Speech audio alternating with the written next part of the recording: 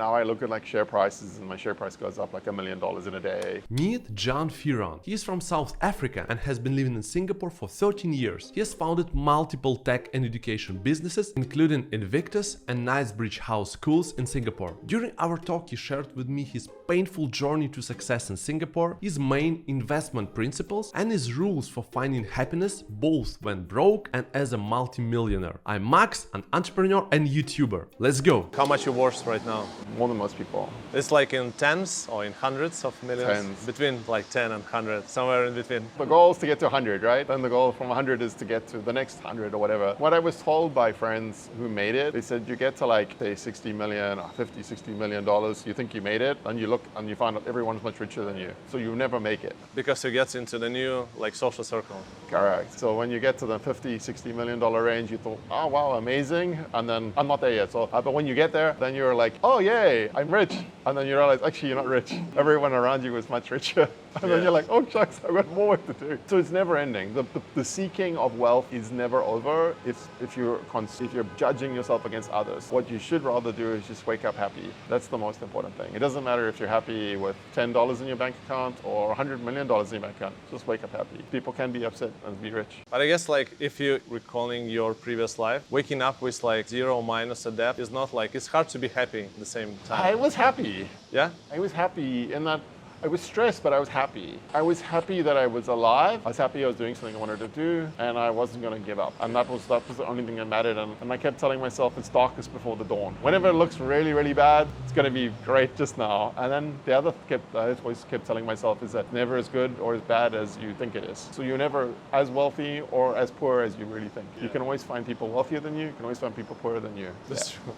Yeah, that's true. In most of in 99.9999%, that's the case, yeah? There are people on both of the sides of the spectrum. But there will be people like, and my father always says like, he said, he was crying because he hurt his foot. And then he, met a man with no legs. Do you remember the day when you told yourself, oh, I made it in life? Yeah, and then the company collapsed. And then because the company was worth like $100 million, I was selling, the shares at $100 million valuation. And like, I thought, I made it. And then the company collapsed because my friend stole the money out of the bank. And then I was like, well, I made it, but now I'm going to make it again. And I did. And it was a bit crazy, yeah. But now we're fine. Yeah, it's a different story. Now I look at like share prices and my share price goes up like $1 million in a day for me. And then I'm like, yay, for me. Yeah. Yeah. When you sold one of your first startups, you remember the feeling when you open your bank account, like your app, and you see millions of dollars in your bank account? Yeah, yeah. How was it? Like the first time when you saw it? It's like, oh, okay. And was it like one transaction from the buyer?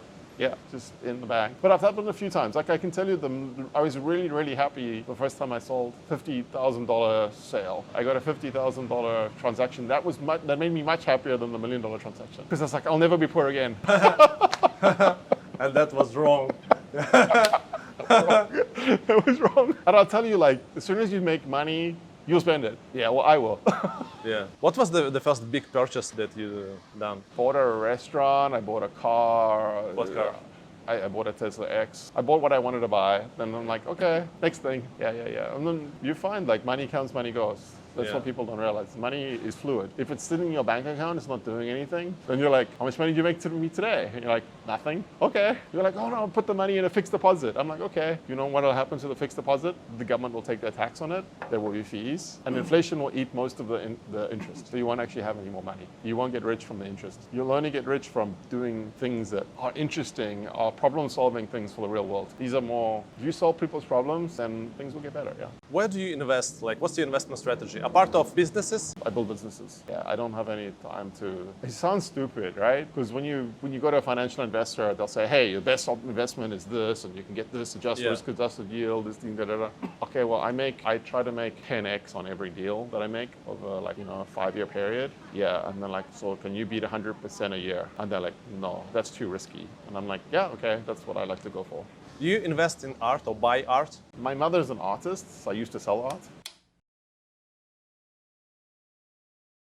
Now, I ask John this last question because it actually ties into the lesson of this video. Remember, he saw an opportunity to make real change and help people, providing quality schooling for far cheaper than 30-40k it can cost yearly for expats here. And John has been wildly successful because when you open access, everyone benefits. Today's sponsor, Masterworks, has used technology and data-driven approach to do the same, lowering the barrier to the very same exclusive art market that high flyers like John are able to participate in. They've also sold over $45 million worth of art to date, returning the net proceeds directly to investors like us. Because in Asia alone, the art market has exploded to over a third of global sales, and worldwide it surpassed pre-pandemic levels of sales, as the super rich look to store their wealth in more stable markets. In fact, every single Masterworks exit to date has returned a profit. That includes sales through the pandemic, global conflict, and banking failures. Pretty incredible, and it's understandable why 700,000 plus people have tried to gain access, and Masterworks has a wait list to join, but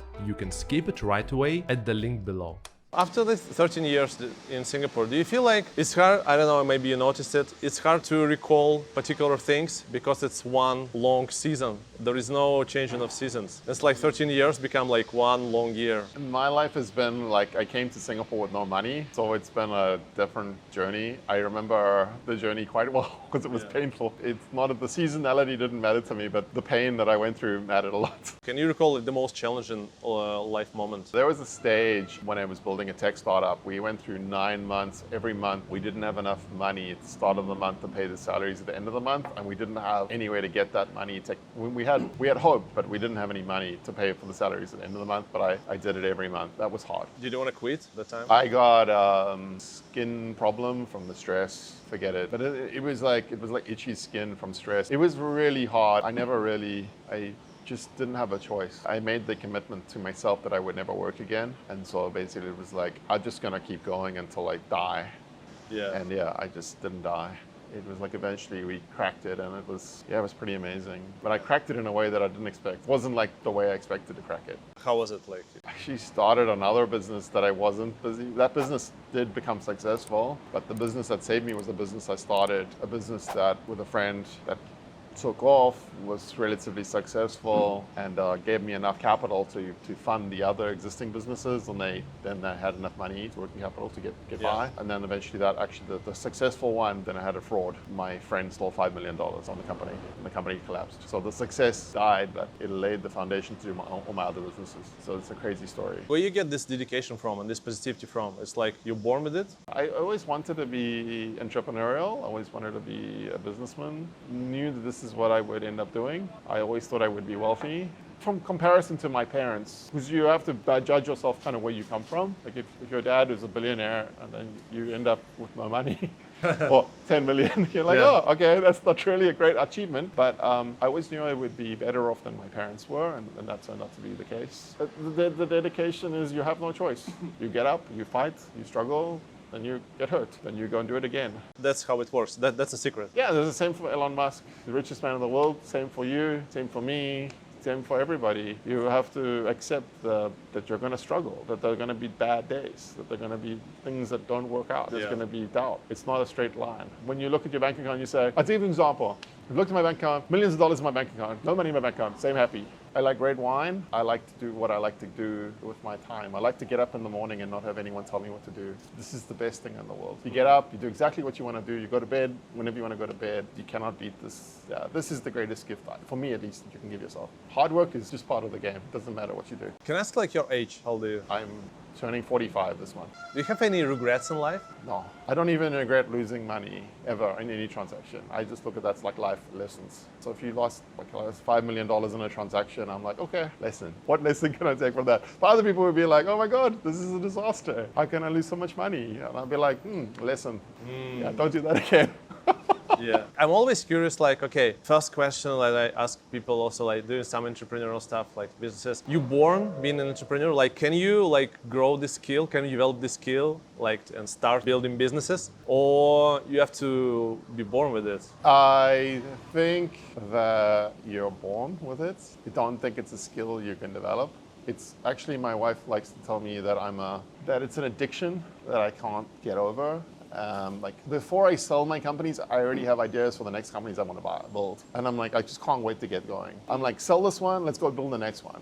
And I'm like, do you know how painful it is to start a new business? It is painful. It's just losing money. It's terrible. You're constantly a threat of your company going bankrupt or dying because it's a bad idea. And I'm like, oh, wonderful opportunity. You have to be a very optimistic person. You have to be a little bit crazy and a little strange to think like you can beat what everyone else is already doing. If you're into it, then you're into it. And I don't see how you can learn that skill at a business school or anywhere. I studied business. They didn't teach me about entrepreneurship. They taught me about management, about forecasting, statistical modeling, market research, all these wonderful things that businesses, colleges will teach you, but they don't talk to you about risk-taking, building teams, fighting over shareholders agreements, fighting over shares, fighting over difficult problems. They don't teach you about that problem. So they're like, yeah, you'll figure that out on your own. I'm like, yeah, that's the hard stuff. What would be advice for someone who is maybe struggling now in life but like have energy to make something like better with his life, but trying to make it? Like, what would be your advice to this person? First, you have to back yourself. You first have to believe that you're good. Right. You have to get over the notion that you're a loser. You have to get over that notion. You got to say, you know what, I'm really good and I can do this. You have to have the confidence. Then you have to work like crazy. Then you have to convince other people that you're not crazy. They'll either become customers or they'll become investors or many other options. But you have to believe in what you want to do, really believe in it, and you have to have some reasonable plan to execute. And I can tell you the first business idea that I had was not the business idea that made me successful. Actually, the first business idea I had, it failed. And in that failure, I realized the opportunity to build my second business. And then that second business became success, which is now worth a lot of money. What do you think, like what part of your success is attributed to you being in Singapore and you spent the last 13 years in Singapore? A lot. Because I'm from South Africa where there's no capital, there are no opportunities. Singapore has a high intellectual pool of people. It has a lot of capital. There are government incentives. It's easy to set things up. People are looking to invest. Whereas, I've lived across the world. Like, I wouldn't do what I've done in South Africa. I wouldn't have been able to do what I did in Oman or Jersey or Thailand for that matter. There was just not enough ecosystem of people around you. And I believe that Singapore would be a great ecosystem for starting ventures. There are people who want to do stuff. In terms of like people here, because there are a lot of successful people and you see like this Tangley Road and Orchard Road, like all the Lamborghinis, every minute they passing by. Does it help or it demotivates you?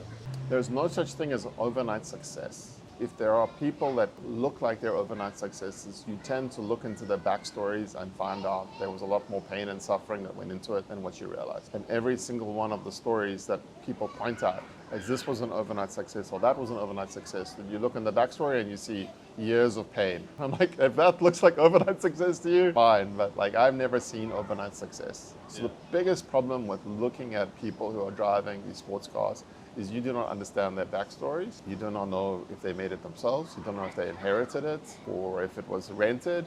You don't know. Yeah, you don't know. Don't judge people by cars. Do not judge people by houses. There's a lot of fraud in this world too. And when we first came to Singapore, my wife worked for a company.